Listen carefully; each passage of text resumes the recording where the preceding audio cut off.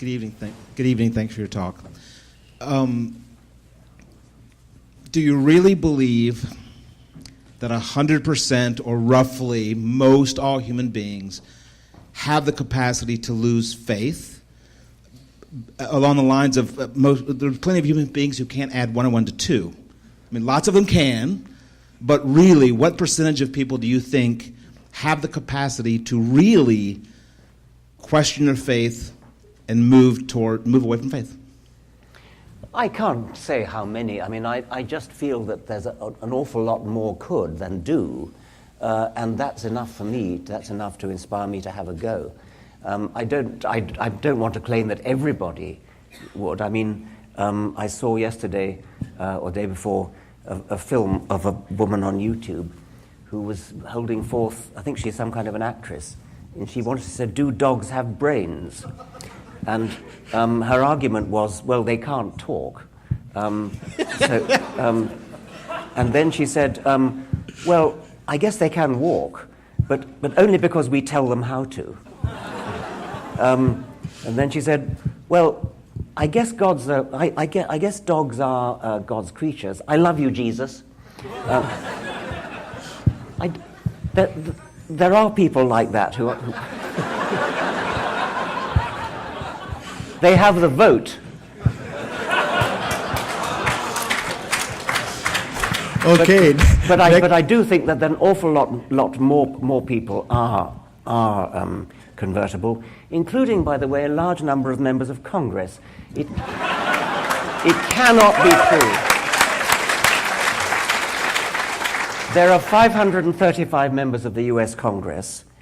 It simply cannot be true that every one of them, possibly with one exception, it cannot be true that every one of them has a religious faith. That's statistical nonsense. A substantial number of them are lying, and they're lying because they know they have to lie, or they think they have to lie in order to get elected by people like this woman who thought dogs didn't have brains.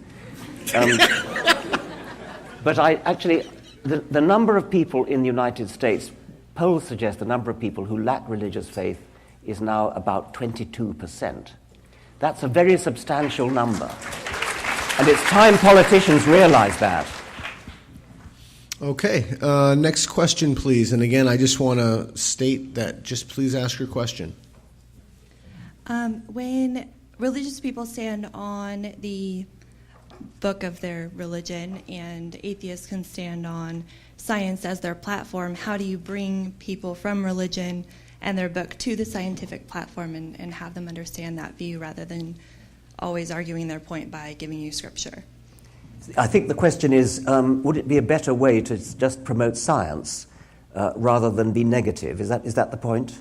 Well, how do you promote science to those who may not be willing? Yes. Well, science is wonderful. I mean, I think one of the problems with promoting science is that many people promote it as useful. Which of course it is, and you can't deny that. That's extremely important.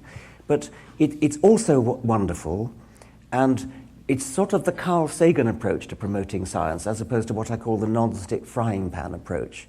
The space enterprise could be sold by the fact that a byproduct of it was the development of non-stick frying pans, but that's not a good reason for going into space.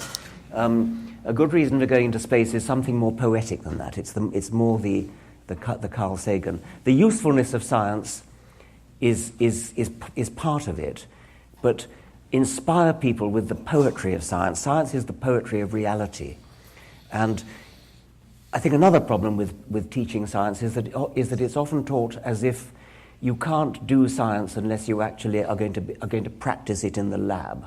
This is the Bunsen-Burner school of science teaching. Yes, it's important that we have young scientists who learn how to use the Bunsen burner and all the other apparatus of science.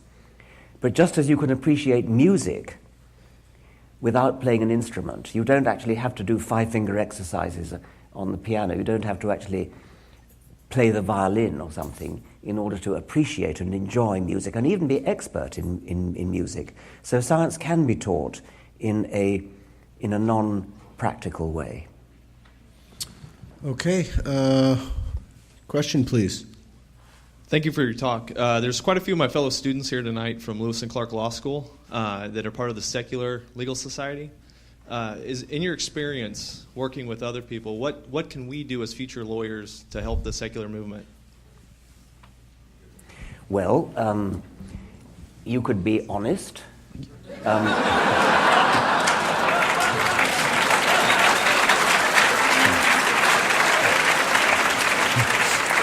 As all the best lawyers are, there are some of my best friends are lawyers. There are major things you could do.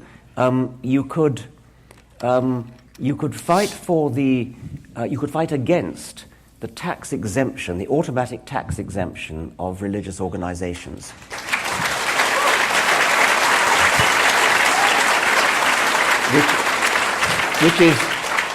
Which is a scandal in both Britain and America. It's true that certainly in Britain, if you want to get charitable status for that means tax exempt status for your charity, all you have to do is be religious, be a church of some sort, and you go through like a breeze, not a problem. I set up a foundation, and it took me 2 years to get it given charitable tax exempt status for promoting reason and science. And I got a letter from the British Charity Commission, which is the body that decides this. And the letter said, please inform us how science benefits humanity. In America, you get tax-exempt status simply if you call yourself reverend. May I invite everybody in this room to define themselves as a reverend and apply for tax-exempt status. And everybody in the country should do it and kill this once and for all. It's an absolute nonsense that this happens. Next question, where are we? Who has the mic? Could you stand up, please? Yes, Thank you. So I was wondering, the DSM makes an exception for religious visualizations as not being hallucinations. And so, psychology is a field that's steeped in science. I'm wondering, how can we rid psychology of that sort of cancerous ideology? I didn't quite understand. Did you use an abbreviation? For the DSM, the Diagnostics... What's DSM? Diagnostic Statistics Manual. It's what the psychologists use to make diagnoses for mental illness. I don't know about that, obviously, or I wouldn't have queried it. So this is a diagnostic test for what? It's a manual. It's what psychologists use. I'll give you. May I answer this question? Yes, please do. Yeah. Chapter 9 of my book.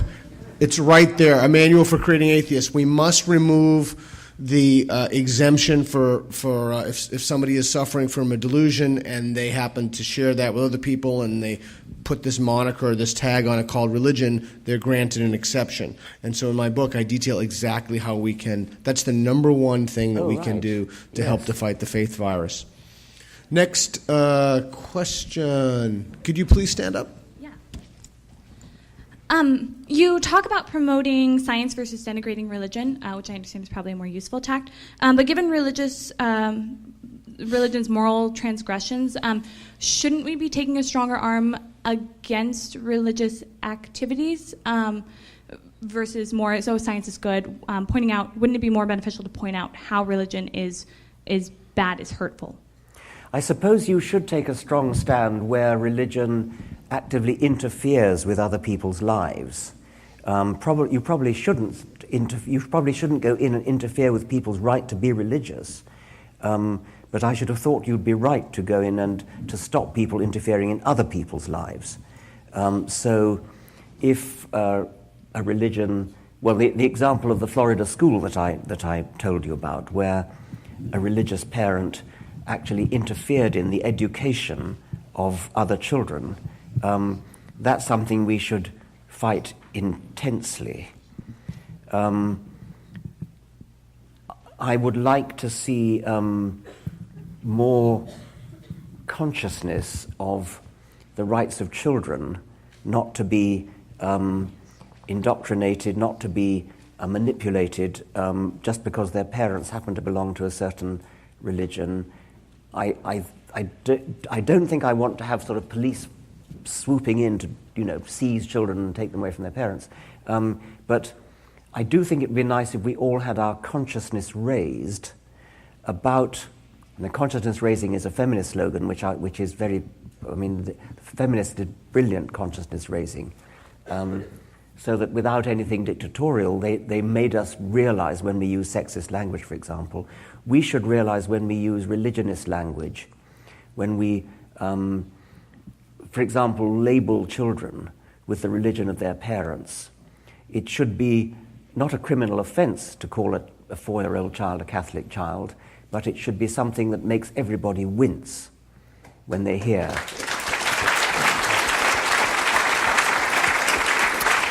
And a very easy way to do that consciousness raising is to talk to people about an existentialist child, or a logical positivist child, or a postmodernist child. Nobody would ever dream of doing that. And yet all of us, quite happily listen to people talking about, Catholic child, Muslim child. There is no such thing as a Catholic child or a Muslim child. There is a child of Catholic parents and a child of Muslim parents. It's consciousness raising, not dictatorial swooping in and making illegal. You shouldn't make it illegal to talk about a Catholic child. You just make people ashamed to talk about a Catholic child. Next question, please. Hey, earlier you mentioned something about evolution being obviously the correct thing, and there was some laughter, and you asked why, and we said America. And it's kind of well known that in a way we're the laughing stock of the rest of the civilized world as far as being behind and saying, evolution is science, period. So what's your question? Sorry. I apologize. So I guess what I'm wondering is how do you think that this impacts us as a country, and do you think do you see it improving in the near future? This country is beyond any doubt the leading scientific nation in the world. And you have achieved this, I congratulate you, you've achieved this despite being held back by nearly 50%, more than 40% of the population who, according to Gallup polls, believe that the world is less than 10,000 years old. This is symptomatic of an astonishing poverty of scientific education. And as I say, in spite of that, this country is by far the leading scientific nation in the world. Some of you may have heard me say before that to believe that the world is only 10,000 years old is equivalent to believing that the width of North America is 8 yards. Good. Okay. That's what you get if you calculate it out. Where's the mic? Who has the mic? Okay, yes, sir. Yes, Richard, what are your thoughts about the Sunday Assembly? About what? The Sunday Assembly. Okay. I think, this started in Britain, I think, didn't it? And it was an idea to take over churches, or at least assembly halls, and have non-religious Sunday services where you don't do prayers, but you do things like lectures and, I don't know what else you do. Singing? Do you sing secular hymns? I think that might be a bit grisly, actually, a bit embarrassing, singing secular hymns. But the idea of having seminars, discussions, lectures about interesting subjects, that seems to me to be a good thing to do, to do it while a dwindling number of people are going to church. They really are dwindling in Britain, except to mosques, unfortunately. Plenty of people do that. Yeah, almost anything would be a better use for a church than a mosque than to have a service in there. Yes, right. Yeah. Next question. Where's the mic? In the back. Yes, sir. So aside from the hypersensitivity to Islam, leftists and liberals have another problem that's particularly bad in this city, and that's this obsession with alternative medicine and homeopathy and mysticism and other baseless beliefs. How do we talk to these people? Well, yes, I mean, alternative medicine needs to be evaluated by the same criteria as medicine does. The same double-blind control trials need to be done to evaluate homeopathy, acupuncture, laying on of hands, whatever it is. And if they pass the test with flying colours, they will cease to be alternative. Right. They will simply become medicine. I mean, there's a very good herbal remedy which comes from bark of some tree. We call it aspirin. And it works. And that has moved from being herbal medicine to being medicine. If double-blind trials showed that homeopathy worked, that would become medicine. That's difficult, mind you, because kind of by definition it's very hard to imagine that happening, since the dose is pure water and the experimental is pure water. It's hard to imagine that a double-blind trial ever could produce a result. They do have a get-out there. They say, well, although there's not a trace left of the active molecule in the water. By the way, James Randi has a lovely calculation. Because, they dilute and dilute and dilute and dilute, and they have this belief that the more you dilute, the better it gets. And James Randi calculated that for some of the most allegedly effective homeopathic remedies, there is one molecule of the active substance in a volume of water equal to the volume of the solar system. Well, the get-out is that they say, well, it doesn't matter that there are no molecules there because water has a memory. And by shaking the water up, originally with a reasonable quantity of molecules, and then diluting it, every time you shake it, you sort of potentize the memory of the water. Now, if that were true, the discoverer of it, the homeopath who discovered it, would win not only the Nobel Prize for medicine, but the Nobel Prize for physics, because this would be a brand new physical principle which physicists are utterly ignorant about at present. It would be a fabulous discovery. Because of this, homeopaths all over the world are beavering away doing double-blind trials to try to win the Nobel Prize for physics. Like hell they are. All right, we're going down to the end. I think we have time for a couple more questions. Where's the mic? Who has the mic? The mic, yes, sir, in the back. Hey, I had a quick question. In all of your travels, have you ever met someone that you ran into them and you thought, wow, they're so mentally unstable, they're so criminally insane that they need religion just to not go around killing people? I have met. I was once on a radio talk show. Quite often I'm actually. And I get these rather interesting call-ins. I got one from Texas, and he said, I won't try and do the accent. He said, if I didn't believe in God, I would go straight out and murder my neighbor. And I said, I don't think, no, surely you wouldn't. And he said, yes, I would. I think it's Herb Silverman, when he meets somebody who says something like that, he says, well, I don't think I want to know you anymore.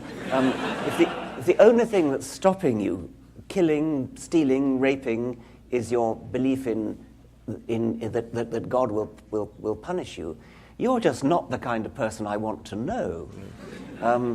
I think perhaps that's the nearest I can get to answering your question. All right, where's the mic? Where are we with the mic? Yes, young lady. Yeah, thank you for coming. Mr. Dawkins, I appreciate your existence. I do. I'm asking the big question of what's your hope? What do you see as being our hope for the future so that we can hang on to something while we're having these arguments. Don't our students ask great questions? Portland State, right on. Yeah, that's right.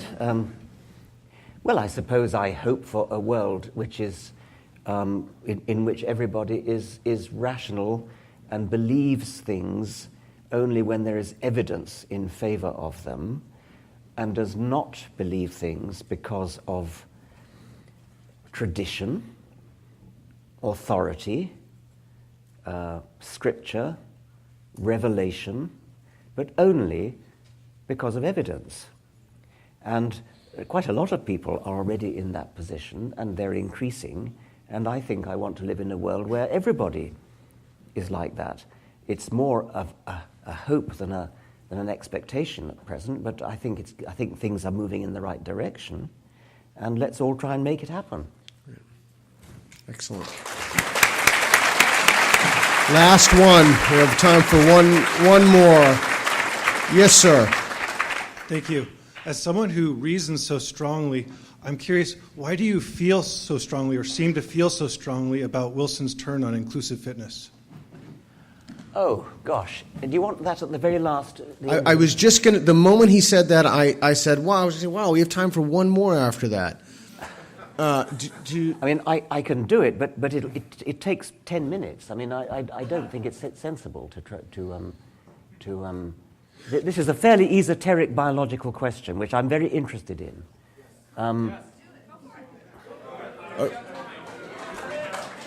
Well, it's up to you. Do you want him to do it? Okay. The theory of inclusive fitness is due to W.D. Hamilton in 1964, and he argued that because genes are shared by collateral kin as well as by lineal kin, cousins and siblings and nephews and nieces, as well as by children and grandchildren, any gene which causes an individual to behave altruistically towards any relative has a chance of being passed on because it is shared, statistically speaking, by that relative, provided that the benefits and costs are favorable. Specifically, RB has to be greater than C, where R is the coefficient of relatedness, which is an index of the number of genes shared. B is the benefit to the beneficiary of the altruism, and C is the cost to the altruist. Now, this principle that Hamilton discovered is actually inherent in the neo-Darwinian synthesis. It follows logically, mathematically, inevitably from the neo-Darwinian synthesis of the 1930s, which all modern biologists accept. You cannot disagree, you cannot say, I don't believe in inclusive fitness, unless you disbelieve in evolution altogether. If you're an evolutionist at all, which Wilson is, this is Edward Wilson, E.O. Wilson, one of the most distinguished living biologists. Wilson is a Darwinian. He accepts the modern synthesis, but he now wants to reject his earlier acceptance of inclusive fitness because he doesn't see direct evidence for it in the animals which were the sort of poster boys for inclusive fitness, namely the social insects. I think he's wrong about the social insects, but even if he's right, all that would mean is that the B and C terms of the formula don't favor altruism in the way that the kin selection, that the inclusive fitness theory would expect. To attempt to disprove the inclusive fitness theory, as opposed to the ordinary Darwinian theory, the classical fitness theory, by looking at real animals would be equivalent to Pythagoras going out with a ruler and measuring hundreds of right-angled triangles to see whether Pythagoras' theorem is correct. Pythagoras' theorem is correct because it is logically proved. You cannot escape Pythagoras' theorem. It's proved once and for all time. All right-angled triangles in a plane surface obey Pythagoras' theorem. All animals and plants obey the law of inclusive fitness. they don't all show altruism towards their siblings or nephews and nieces because the B and C terms in the equation don't favor it. But the R term, that's the index of relatedness, is always there, tending to push them in the direction of altruism towards siblings and cousins, etc. But it only actually shows itself if the B and C terms of the equation, which are economic parameters of the ecology of the animal concerned, they have to be favorable as well. So Wilson and his colleague Novak and another colleague wrote a paper. It was published in Nature, in which Wilson sort of took back his earlier enthusiastic acceptance of inclusive fitness. This paper, I mean, I don't like talking in terms of numbers of scientists. We don't do science democratically, but nevertheless it's worth mentioning that I think more than 100 reputable biologists in the field signed a joint paper dissenting from the Wilson view. He's on his own. He's a great man, but he is on his own. And it seems to me that quite apart from the number against him, he's got to be on his own because, as I said, it is a logical deduction from the neo-Darwinian synthesis of Fisher, Haldane, Wright, and the other founders of the neo-Darwinian synthesis, which Wilson accepts. Nothing more to say.